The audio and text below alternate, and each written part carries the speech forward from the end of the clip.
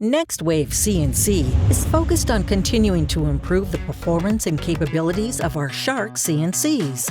Our quality accessories, parts, and innovative tools are all designed to expand creative opportunities while providing maximum performance for our customers who own a Shark.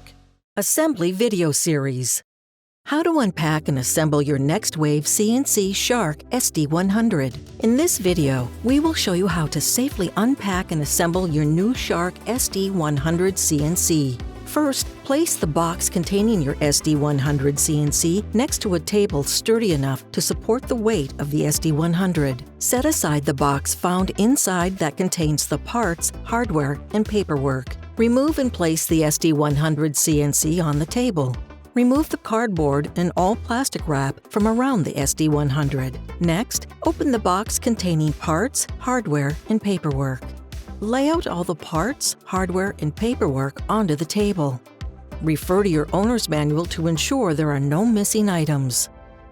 Next, plug in the AC power cord to the back of the SD100. Then, plug the AC power adapter into a trusted power source. Plug in the USB cable to the back of the SD100 and then into the USB port on your computer.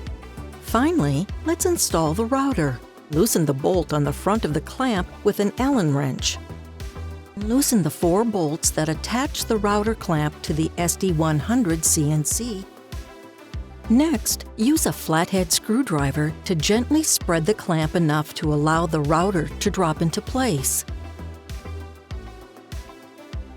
Ensure that your router power cable is away from the back of the SD100 CNC.